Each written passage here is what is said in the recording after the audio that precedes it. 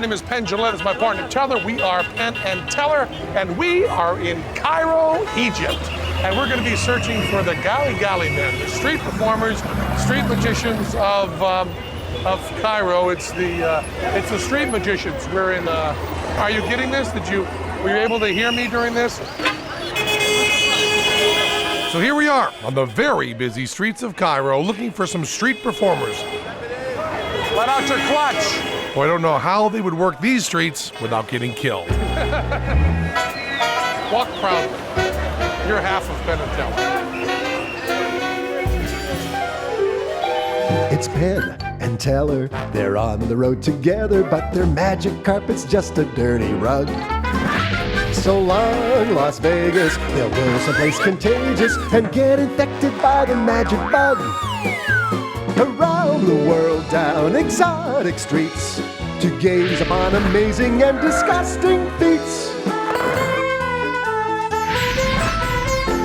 Adventure calls, have you got the cups and balls to stomach blood and guts and gore and more? Come join them as they travel and the mysteries unravel on the Magic and Mystery Tour. The cups and balls is probably one of the oldest tricks in magic. Back in Vegas, we do our own version. But the Gali Gali men of Egypt did it first. Gali Gali Gali Gali Gali Gali Gali. Hundreds, maybe thousands of years ago.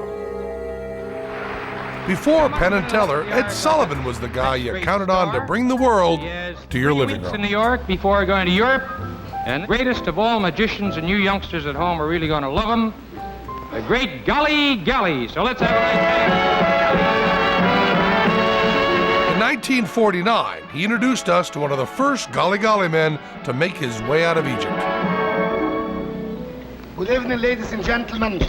Look closely. I have right up the table 3 empty cups. Born Mahgoub Hanafi in 1902 in Port Said, Egypt, the magician known as Luxor Gali Gali comes from a long line of street performers and is one of the rare few to make a name on the world stage. His trademark trick was, indeed, the cups and balls with a little Egyptian twist. Now I got one more here again. Now it's going to be... But what of his descendants? We've been told that the Gali Gali men are now gone. They're a thing of the past. But we're not sure that's true. So, being the adventurers that we are, we decided to see if we can find the Gali Gali men, the street magicians of old Egypt, for ourselves.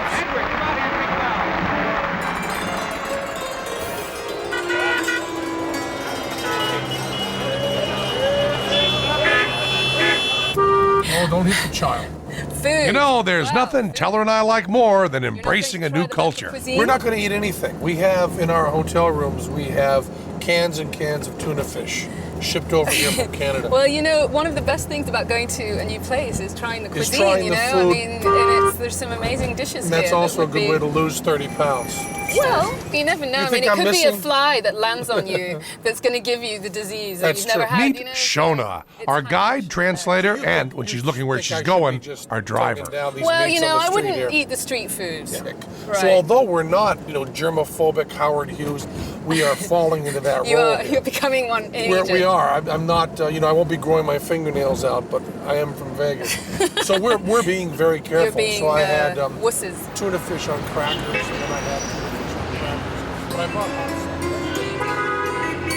the Gali Gali men of Egypt, we kind of think are our last chance. You know who they are? The Gali Gali men? Yeah, for those of you that don't know, the Gali Gali men are street magicians. They used to perform for all the tourists and I guess also for the locals, but they did a different kind of magic than the kind of stuff we picture in the States. And we are not particularly liked by Western magicians. I mean, we thought maybe the Gali Gali men would like us because one, they couldn't understand us, which is always a big advantage, and two, we do smaller things, like we're gonna have you pick a card. Just Tell's gonna riffle down the deck and just say stop whenever you like. Stop. Oh, that's a good place. Now look at the card. I'm not going to look at it. Okay. I'll be looking over at the pyramids in the far distance, and now that card's lost in the deck. Watch his hands. Don't let me misdirect you. Right. Stare at his hands. I mean, nothing fancy here.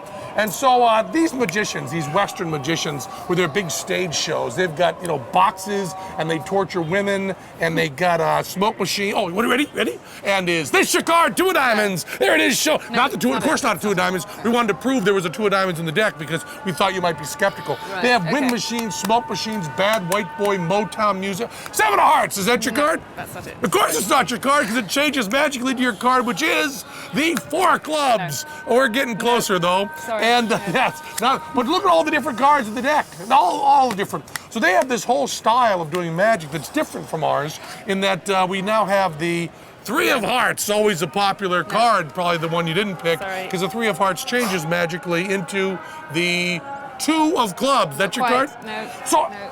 okay, so we're not liked by Western magicians, but the Gali Gali men would love us. And somewhere, Shona, in this big, beautiful city, we're gonna find the magicians of Cairo. And that's your card? 3 of Clubs. That's it, yes. Right on his back, the 3 of Clubs. How do you get that card there? And how do you make it so big? Look at, there's mosques and people and falafel stands. Gali, gali, gali, gali, gali! Gali, gali, gali, gali, gali! Gali, gali, gali, gali, gali! Oh!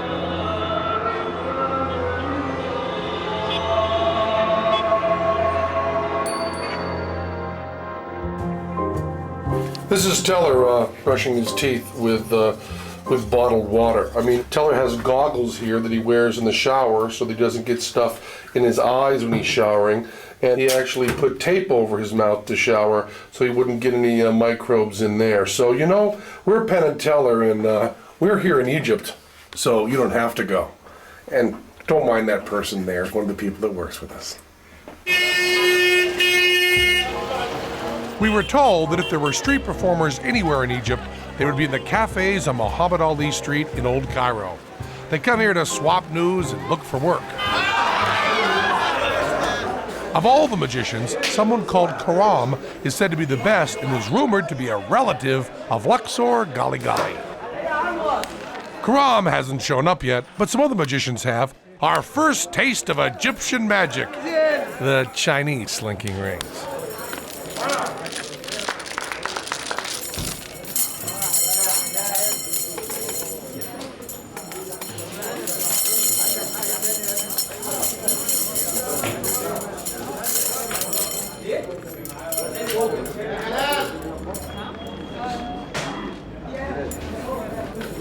I was sick of that trick in the United States. I don't even like it over here. You know, the more you see it, it grows on you. I got into magic when I was about 12 years old, and I was sick of the linking rings by the time I was 13. Seems like every guy and his brother and his camel do the linking rings. I'm starting to pick up the subtleties of it.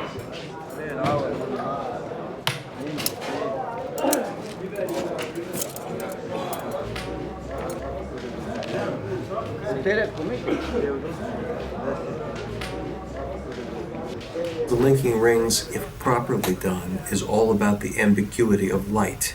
It's all about the ambiguity of these gleaming things which look so much like they're linked, and then, a second later, look so much like they're unlinked. The overlapping looks so similar to the linking. There's a visual ambiguity that's quite beautiful.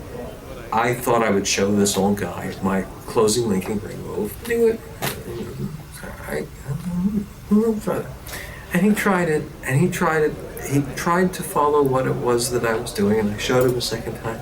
But there's just such a completely different way of thinking about magic that it didn't connect with him. I think that's great. Trying to pass this piece of technical information across the language barrier and not quite succeeding was a very powerful sort of moment.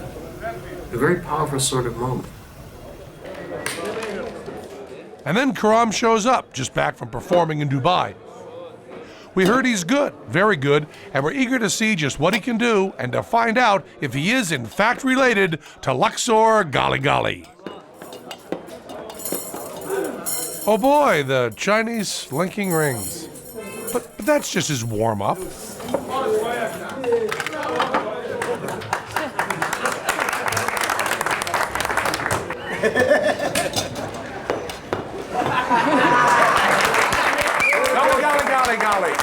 And then it's our turn to show the cafe some magic Penn and Teller style. Although we're upstaged by the waiter in the corner.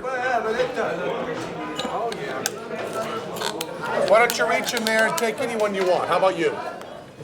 Okay, now you look at it, you show it around to the other people. وريني الناس. Teller will do the same over there. وريني الناس بس مش لي. لا No, put it right back in there. افرض Put it all back in there. We'll put it back in here. And we will lay them out on the table here. هيحطوا في الفرق. And now we have the Mystic Needle of Cairo. Now the cards are in there. Teller takes the needle and inserts it into his arm. الإبرة في جلده. And now the needle through the arm. Teller bleeds on the cards a little bit. And would you tell me, please, sir, which one of those cards has the most blood on it? أي كارت عنده الدم أكتر من التانيين.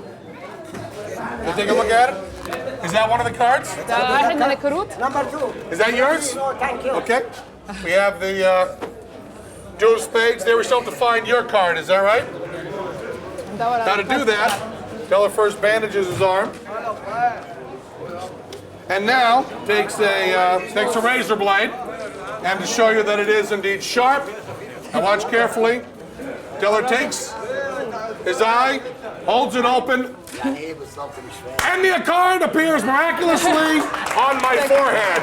Is that your card there? Is that your card? Wonderful, wonderful act. بيقول عظيم. It's just delightful. Excuse me. There's no business like show business. I've done some glass eating in the carnival, and I know some glass eaters, and he was showing off a lot. He was eating bigger bites than he really should have been.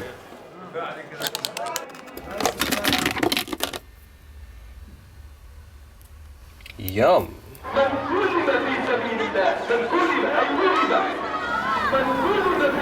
So last night we met our first magician, Karam. What can he tell us about the Gali Gali men and their cups and balls? And is he a direct descendant of Luxor Gali Gali? We've driven north to Ain Shams, a poor residential district on the outskirts of Cairo. This is where Karam lives, in a tiny two-room apartment with his mother, his wife, and his 5 kids. الو Hi. مرنا لا السلام عليكم. عليكم السلام اهلا وسهلا انا اب عن جد انا اصلي ودودي وبتاع انا جدي محجوب اللي كان قاعد مع عندكم في امريكا His grandfather, Gali he was in America and he was a Gali Gali man, and that's how he learned from his grandfather who taught his father, and then his father taught him. Your grandfather worked in America? جدك اشتغل في أمريكا. اه محجوب ده واخد العموديه هناك في الالعاب السحريه اطلقوا عليه It's عمده 50 years that he became known there as a magician. What name? كان اسمه إيه؟ محجوب محبوب. His name is محجوب جالي محبوب. جالي تعرف كم جيل؟ So Karam says his grandfather's name is Mahgoub, and Luxor Gali Gali's name is Mahgoub. How many Mahgoubs could there be? Now, there was a famous Egyptian magician in the U.S. called Luxor Gali Gali. ده نفس الرقم. هو محجوب that's him. هو Oh, that's him? That's him. هو يس He was on all sorts of shows. He had Sullivan's show, and he was worked the Rainbow Room in New York, and he was... هو الشهر هناك باللعبه دي yeah. واشتغل بقى محجوب دي Those are his father's, and Mahboub used دي to الأصلي work بتاعت with these specifically, these cups. So you can tell they're old and they've got the indentations because they're old. لو هو رجع للتاريخ If you went back and looked at old photos of him, you'd see نفس الجلاس these in the photos. Was there a photo in that book? There was, wasn't it? Yep, yep. And, There are the cups. اوكي هم دول الكوبايات. هم والله There you go. Those are them. Yeah, he lived in Las Vegas, where they also have pyramids. Are any of his family still living in Vegas? في أهل محبوب في لاس فيغاس الأيام دي. لا كله بصي كان اخر حاجه انا جدتي ميت He's عندها saying his حوالي grandmother, she died. في اولاد بس احنا ما نعرفهمش There are متجوز. relatives, but he doesn't know them at all. They're not in contact with each other. There's a man. Mahfouz performed in Luxor, Egypt for the likes of John D. Rockefeller, J.P. Morgan, and the Aga Khan. He adopted the stage name Luxor Gali Gali for the place of his initial success. Though Karam never met his relative, their style seems to be the same. They even resemble one another. Small chicken, I have it right up the table, little small chicken in line. Now, one chicken, exactly 2. Watch the cup nearest the camera. Can you see him slip a third ball underneath? It's classic Egyptian cups and balls. But then Karam is interrupted by his mother, who also wants to get in on the act.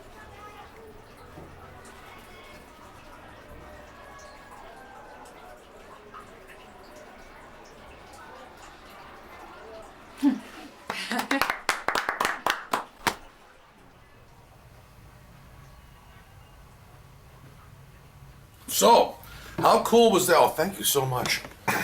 See, this is what happened here. I admired Teller's bottle of water, so he brought it over to me. That's what happened with the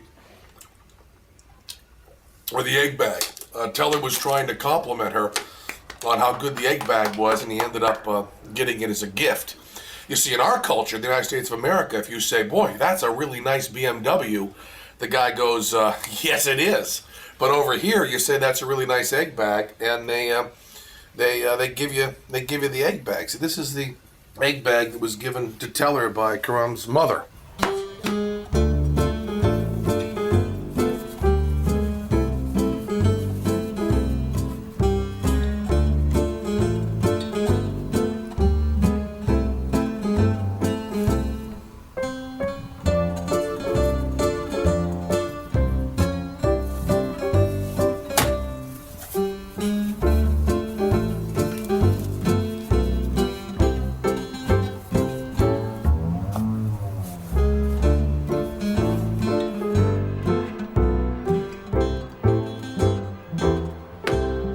So, that's that. The egg bag. But even if Karam is from a long line of Gali Gali men and street magicians, he's never performed in the streets in his life. He says he's just a regular magician with a stage show.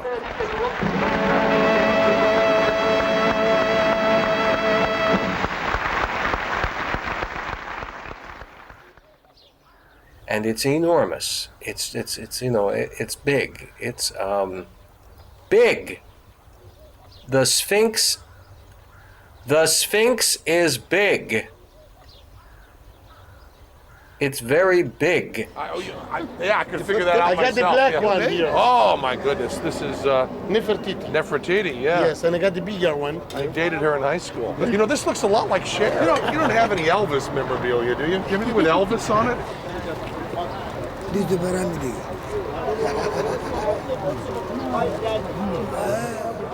We're from the U.S. We liked our pyramids with Elvis. You're American? Yeah. God bless America, buddy. And how much is this? $10. $10? That's not That's No, $5. $5. It's worth more than $5. I'll give you $7 for it. Thank you. Thank you very much. They expect you to bargain. I have the whole schmear here. I'll give you the whole schmear. The whole schmear? From the evil eye. Yeah, I haven't had Get any the evil problem. eye away. I have no evil eye problem. We're getting the evil eye here. This is one more for gift. No, I don't want that papyrus. You're welcome in No, Egypt. I don't want This is for papyrus. gift. No. I have a computer now. Oh dear. Macville. Hi, hon, hi, hey. Do I just get on like this? Ship of the desert. The what? The ship ship of the desert. Yes, I know. The ship of the desert. Avast, ye mateys! I'm on the ship of the desert. Hold tight. Oh, Lean back. gee. Be harder. Oh. Mother. Oh, sorry. Hello, Kim. I'm on a camel now. Yeah, we're trying to find magic. This is Daisy. Yeah. This is Daisy the camel. He's going to get nice plate, nice t-shirt. This was an exciting new experience on a spitting beast that wanted me dead. These are the actual cups used for the cups and balls by Penn Teller. And this is the land where the cups and balls started thousands and thousands of years ago. And as you saw in the cafe, it's still being done. We do it in the United States of America with plastic. They do it here with the metal cups. The ones that Karam was using were over 150 years old. 1, 2,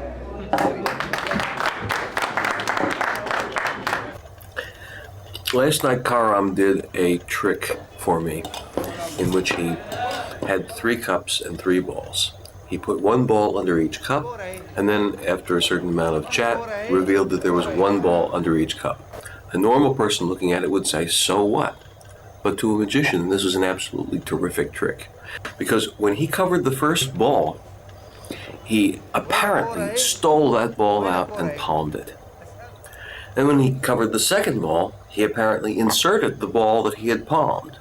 And when he covered the third cup, he apparently stole that ball out, and then he took one more look under the second cup. So to somebody like me, who's thinking about moves, I thought that he had snuck the balls from each of the end cups under the center cup.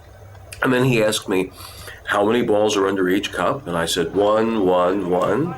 That's because I was playing the role of a sucker, right? I was saying, okay, I'll be nice to him. I'll be nice to this guy from this foreign country. I'll pretend to be a spectator. And then he lifted the cups. And lo and behold, it was 1, 1, 1, when I was absolutely sure that there were all 3 under the middle because I had seen him do the sleights. It was absolutely amazing. And he completely took me in. And I don't think there's a nicer thing that you can do for a fellow magician than use his knowledge to fool the heck out of him. It's really pure magic for magicians, and really cross-cultural and very, very mean-spirited, and totally snaked the little guy. Do you like my hat? Do I look like a tourist? I'm worried about that. How about some Las Vegas magic here in the Egypt desert? See those pyramids? Remember what they look like, because pretty soon they'll be gone. Gali, gali, gali! Gali, gali, gali! And gone. Penn Teller vanish the pyramids.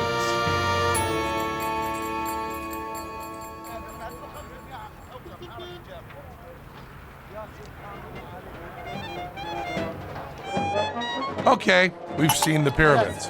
And now back to looking for the Gali Gali men, the street magicians of old Egypt. No one knows how many people live in Cairo, but my best guess is 17,272,423. And every one of them drives. It's the second most polluted city in the world. Now, Cairo's a beautiful city full of friendly, wonderful people, and we enjoyed everybody we met. But the air in Cairo, there's 17 million people in this little basin with no wind, and it's the feeling of being locked in a hermetically sealed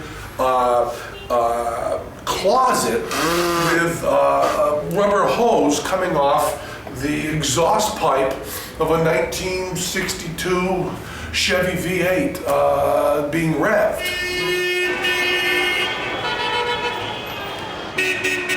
Gali Gali men used to board ships and entertain passengers with their tricks in Alexandria. Why not look there? Maybe the air's cleaner. Alexandria, named after Alexander the Great, home of Cleopatra, and also home of Mustafa of Alexandria, a magician, also called Bafa, who, if we're lucky, is going to swallow a snake for us. By his own admission, the greatest magician in all of Egypt. Bafa's signature trick is a snake swallow.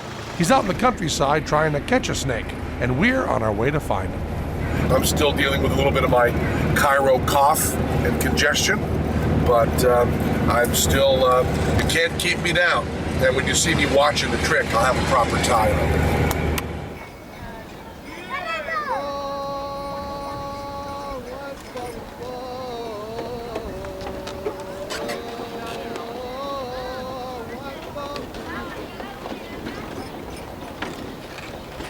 أشهد أن لا إله إلا الله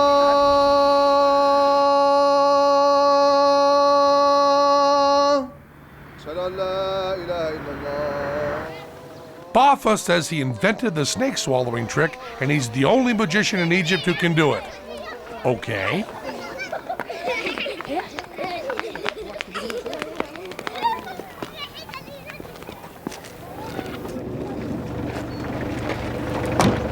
We're here. Did Bafa find a snake? You see, Bafa doesn't just catch snakes. He claims he can hypnotize them by repeating religious texts. Okay.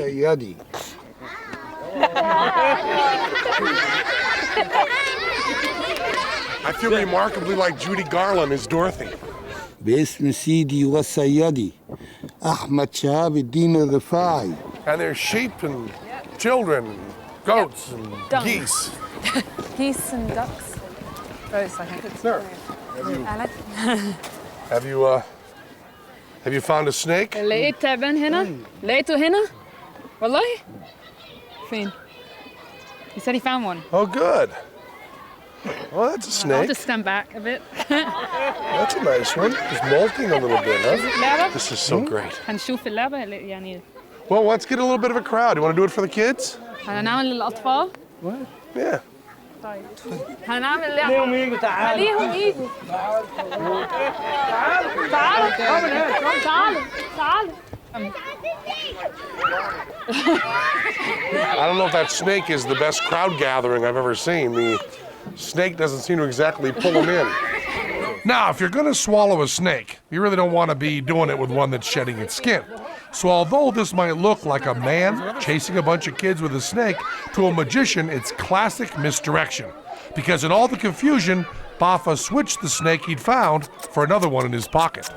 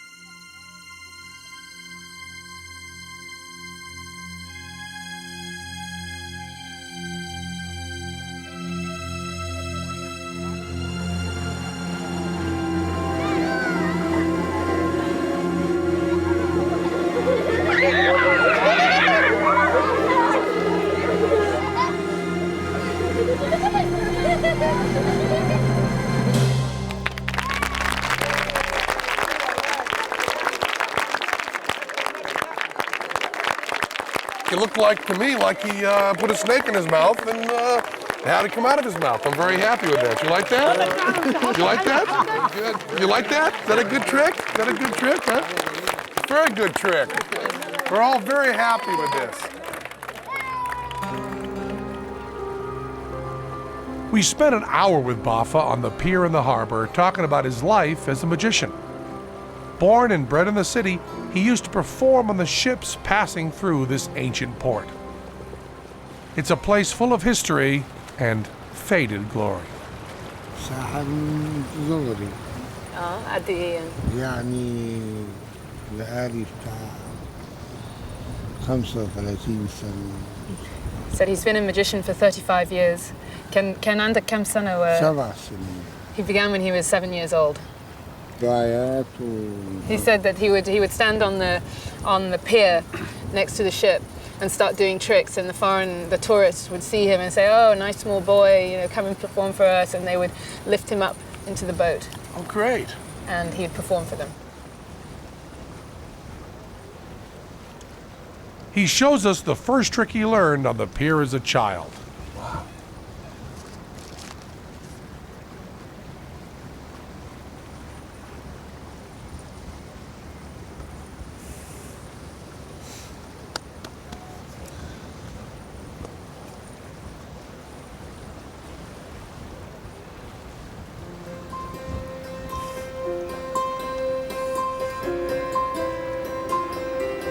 Bafa the Great of Alexandria, a real Gali Gali man, still performing on the streets. Back at the hotel, we start to think about Bafa's performance in the village. The snake thing in the mouth he invented, which the snake thing in the mouth is this whole level of trick that's very, very different from magic. It's more just, it's more equivalent to the kind of thing when you take a school bus in grade school, the kind of things you do to try to get the girls to throw up. It's much more of that kind of style of entertainment. There's a trick he does, a turban trick, which I guess we do 3 tricks with that same thing in probably, 3 minutes. You won't see this in real time because it wouldn't hold up for television, but he took about, 12 minutes? 15? 20?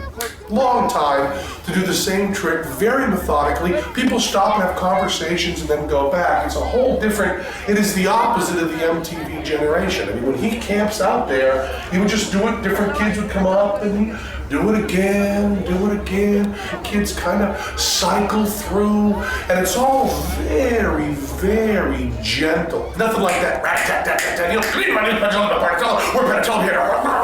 There's just none of that stuff. It's just all very,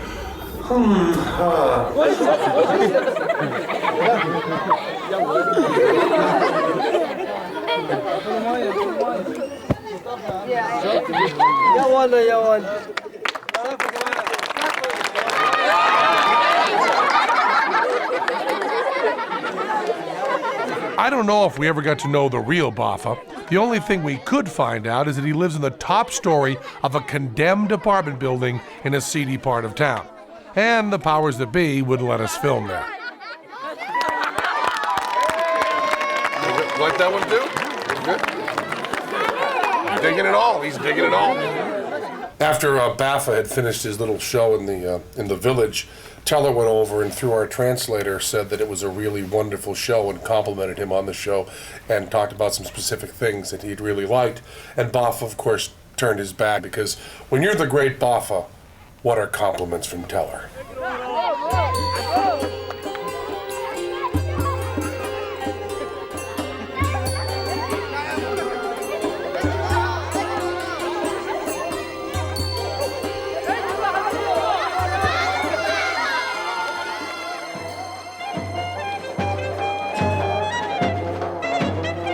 Baffa of Alexandria couldn't be the only Gali Gali man. Was anyone still doing magic on the streets of Cairo?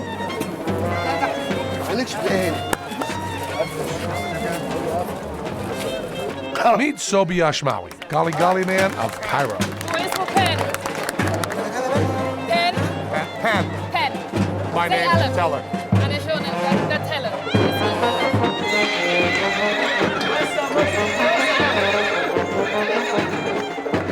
The whole Ashmawi family is Gali Gali. The son, the father, the grandfather, generation after generation of street performers.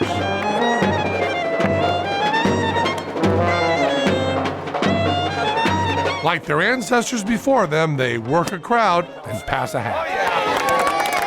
I'm totally chickenless, sir. Oh, I have that kind of chicken in your suit feel. The chicken is so happy in my suit. We didn't get the whole translation, but I think the Ashmawi family was claiming to have been Gali Gali since a couple of generations after Tyrannosaurus Rex.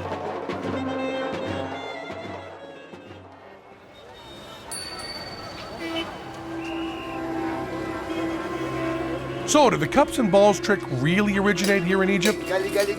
We're heading about 200 miles south to the ancient tombs of Beni Hassan, where we may find the earliest paintings of the cups and balls ever recorded. We're talking 4,000 years old. Ooh, the mystery of Beni Hassan.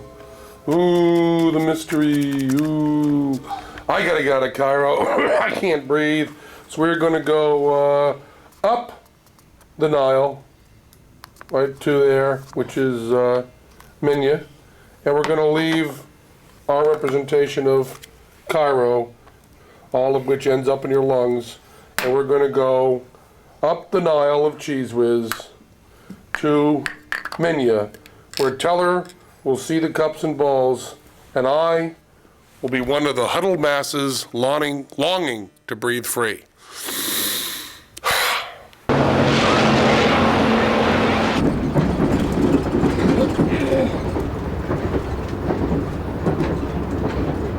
Teller's sitting here with Mortez, who's our government minder. He's here to make sure that all the wheels are greased, among other things, and make sure that we make Egypt look good, which we're doing a fine job of. And Teller's just playing with the cups and balls with Mortez. When Teller was 8 or 9 years old, he was given a book called This Is Magic by Will Dexter. Teller learned that cups and balls is known to be the most ancient magic trick because there were pictures of it on the walls of the Beni Hassan tombs in Egypt.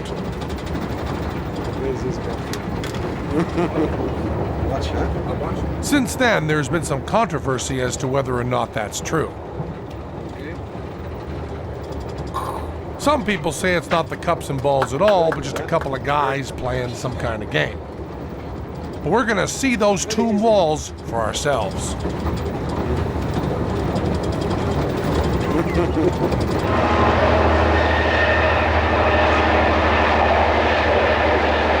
Ooh, the mystery. Ooh, the mystery. Ooh. So here we are in Minya. Minya was a hotbed of Islamic fundamentalism. Are we going here? And our government minders are visibly nervous about our security. Are we have an armed escort? Which one is our armed escort? They're all armed? Yeah, we'll have our own private army. I think we'll let me bring my piece in. We've arranged to meet up with Lila Brock, an Egyptologist working in the Valley of the Kings. She'll go to the tombs with us tomorrow, but her train is running late.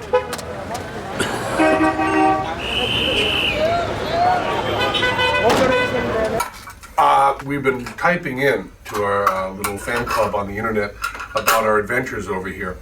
Since they all heard at our little fan club that we were eating canned pears, they've decided to, now it's 10 o'clock in the evening over here, and they're having canned pears at just about noon on the West Coast, and we're enjoying it with them. Same size cans, everything. We didn't tell them about the cheese whiz. Getting on to midnight, and Lila still hasn't made it.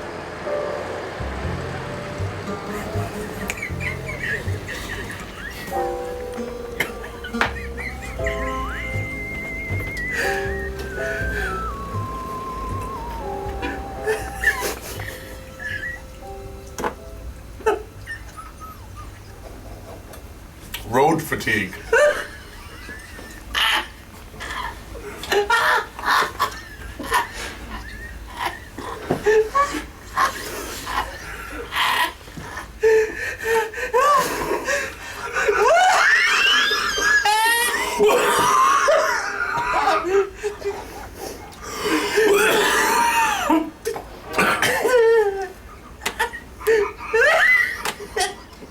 So, Lila, we've had people with guns and trucks following us around all day, and we're doing that to be here to go to this tomb. And what are we going to see in the tomb? Well, right now we're looking at this old volume by Percy Newbury. The Percy Newbury, about Beni Hassan. And I'm just going to show you the illustration here.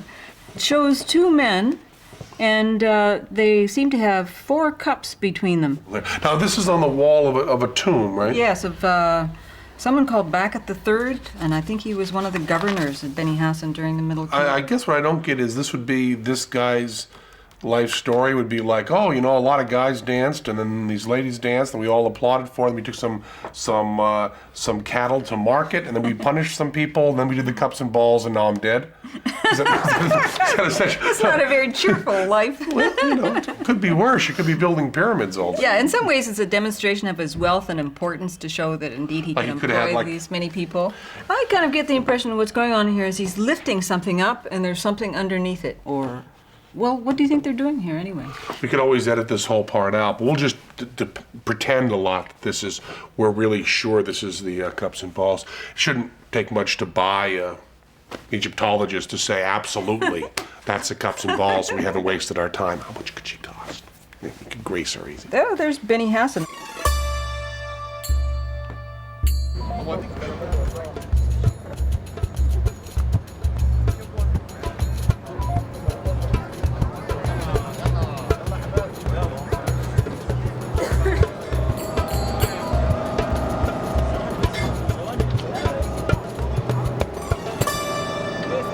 We are much better protected than you can see.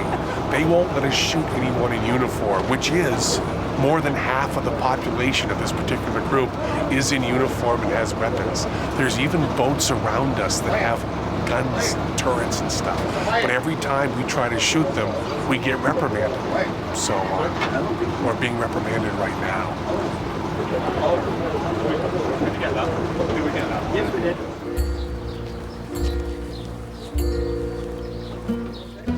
got a better gig than the city ones. The city beasts of burden have it tougher.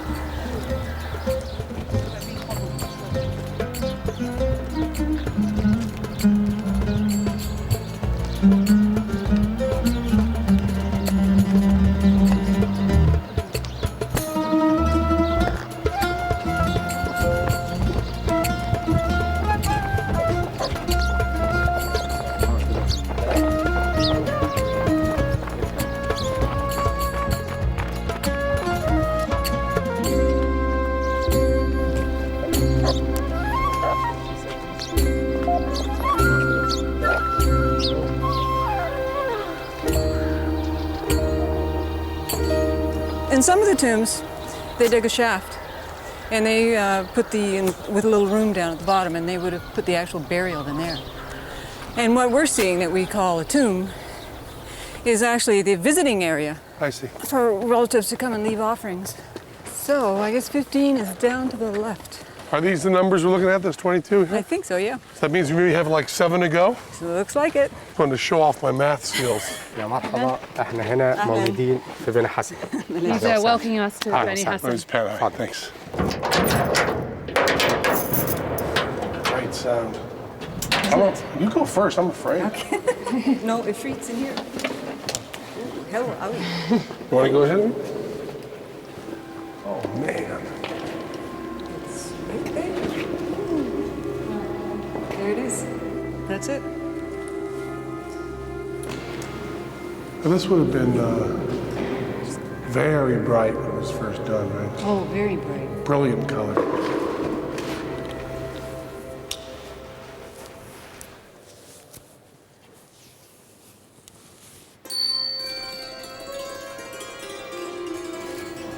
There does seem to be something more. The fellow who's on our right. We can see his hand there. You think he might be holding something? I don't see anything at all, but Teller wants to take a closer look.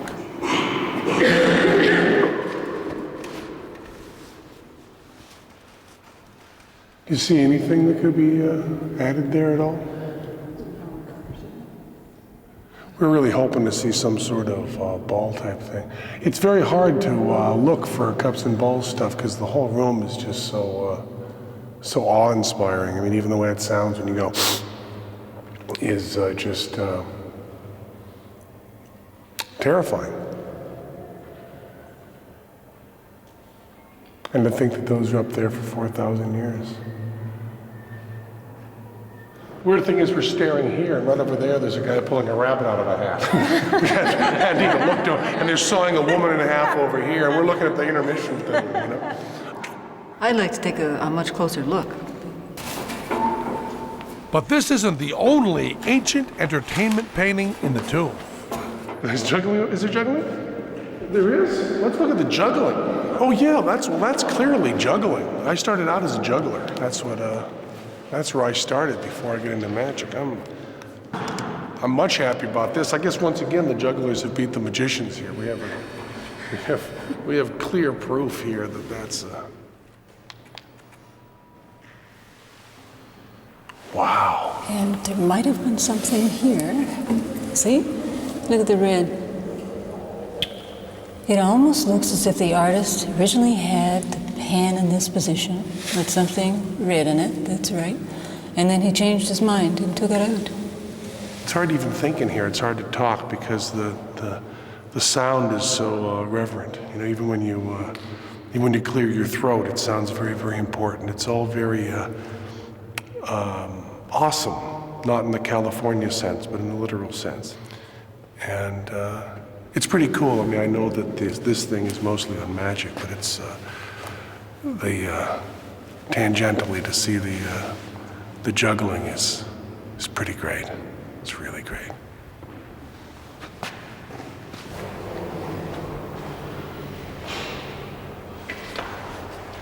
We don't know really whether that painting up there is indeed the cups and balls, but we do know that cups and balls is done throughout the world and has been done as far as we know forever. And this is our version of it that just uses 3 plastic cups and uses 3, in our case, aluminum foil balls. Simple props, simple moves. It's done like this. Watch carefully. Takes the ball, places it in his hand, vanishes it, and it appears underneath the cup. Take the second ball, place it in his hand, and it appears once again underneath the cup. It's a pretty simple plot. Takes the ball, places it in his hand, place it underneath the cup, and then it appears underneath the cup. Magically.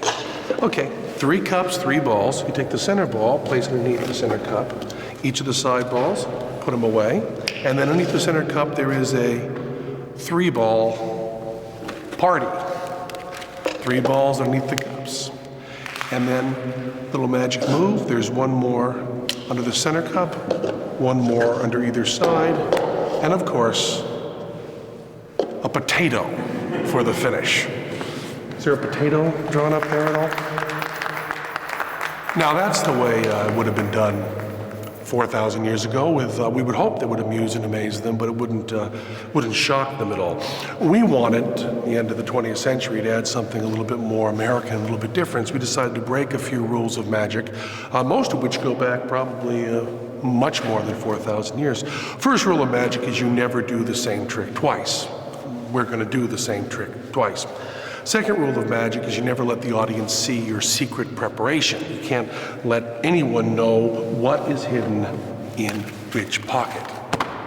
The third rule of magic is you never tell an audience how a trick is done. I'm going to tell you exactly how this trick is being done. And the fourth rule of magic, I guess the pharaohs would have never thought of, but you never ever do the cups and balls with clear plastic cups. So here's the cups and balls again, this time in our version.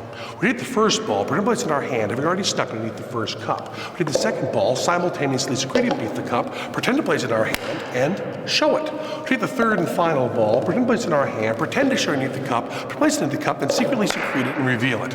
Now we're all set for the second half. 3 cups all loaded, 3 balls on top. The center ball, place it in the center cup. Each of the side balls, we put them away, we don't need them anymore. We have 3 duplicates underneath the center cup. With these 3 balls, I come over here. Now this is not juggling. What this is called is misdirection. For looking over here, Teller takes the final ball under. There's 1 more on either side. And of course, for our finish, a very Egyptian potato.